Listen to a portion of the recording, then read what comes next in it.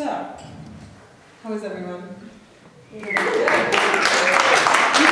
really laughed when she said this was a sophisticated crowd, but believe me, coming from a stand-up comic, this is a very sophisticated crowd.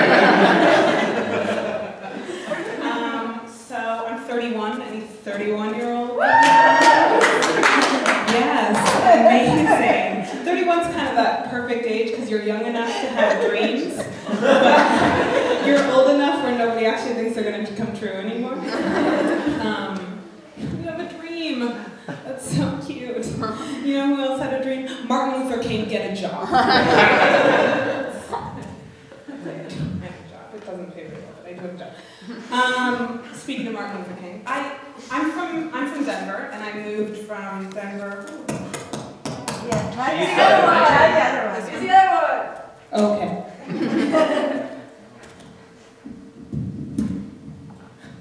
Back to the important stuff. I'm from Denver, which is it's a comparable sized city to Baltimore. They're like the 19th and 20th biggest cities in the country or something. So there's all these similarities, but when I was growing up in Denver, like radio ads were for like cars and mattress stores and things like that. And here, the first winter I moved here, it was the first Martin Luther King day I was here, and on the radio I heard an ad, and it was for a nightclub. And the voice of the ad, these are the words that literally came out of his mouth. Martin Luther King Day! Ladies drink free till 11.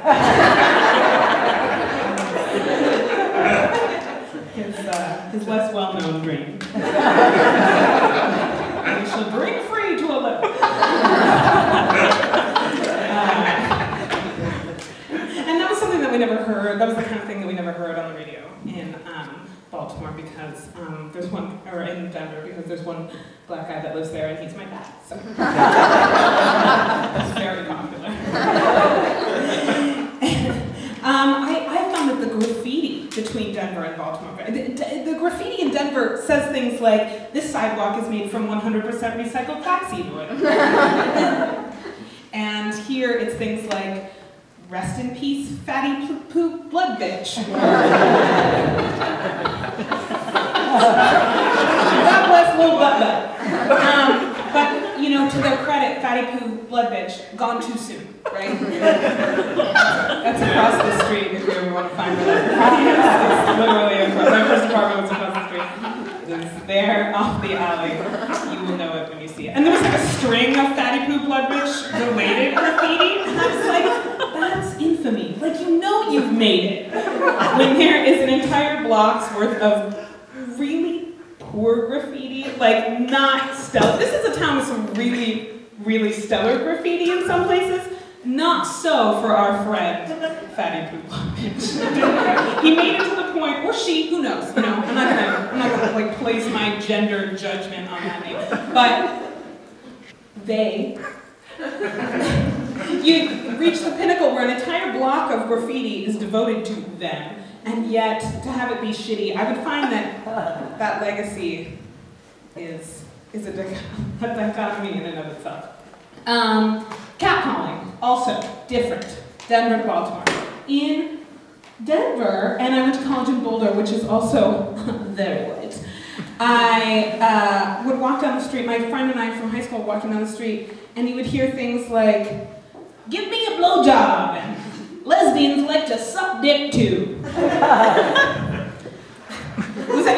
Mostly your classics, right? Your directly blowjob related catcalling.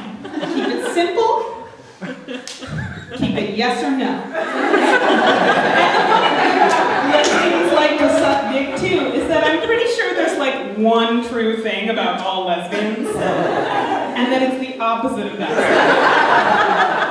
Because, if we're being honest, the rest of us can barely take it.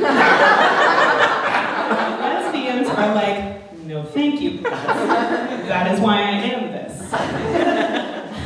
And in Baltimore, my first summer here, I was walking down the street, and you know when you move to a new place or you're new in an area, and the first time someone doesn't know you're a tourist or an outsider or a new person, you get like, oh, I fit in, great.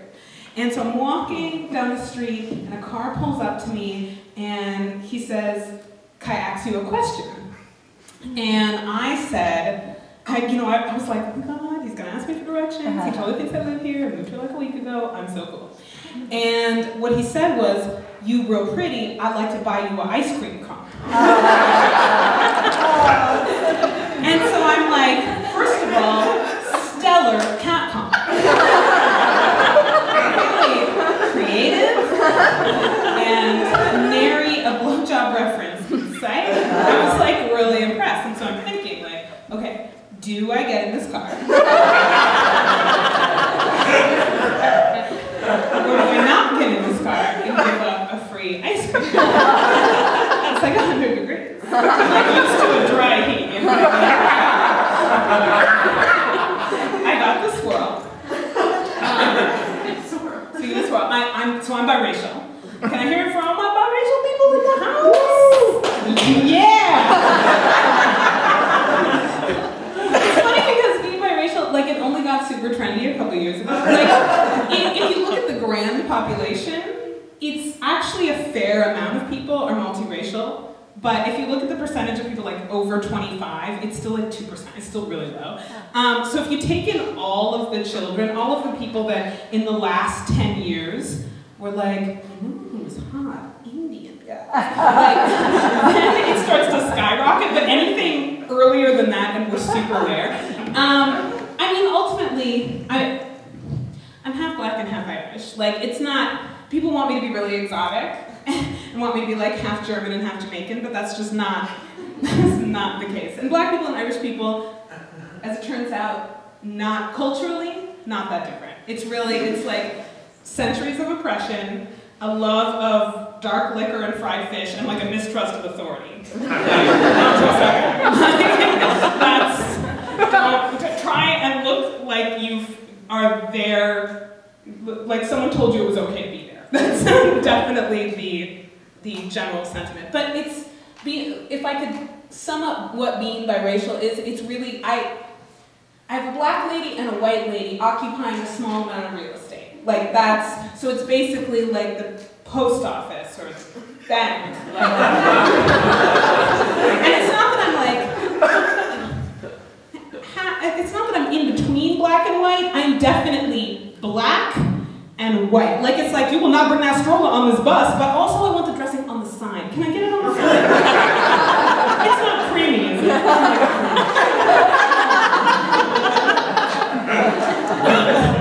I mentioned that my father's the only black man in Denver, which is not entirely true. He's just the only black guy I ever met when I was growing up in Denver. My dad is great. He's he's getting old. Like, that's sad. I'm having a hard time with this. My dad is getting old. Like, he used to look like Bill Cosby, you know?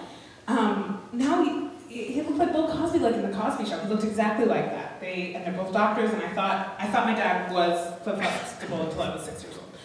He looked exactly like Bill Cosby. Now he looks like Bill Cosby. One from now.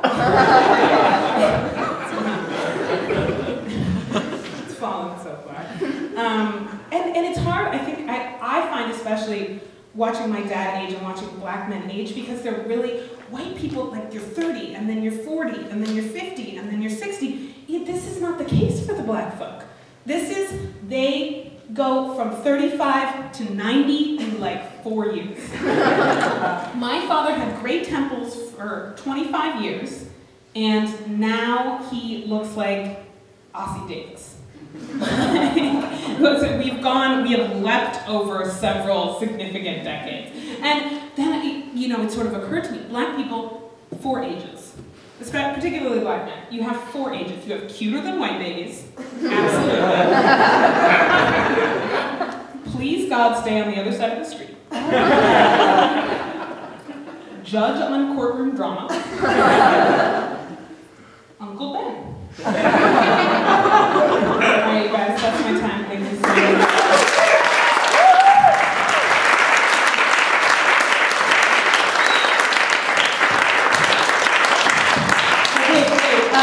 So we're going to take this is disoriented, we're going to take a 5-minute break. Feel free to buy drinks or use those bathrooms.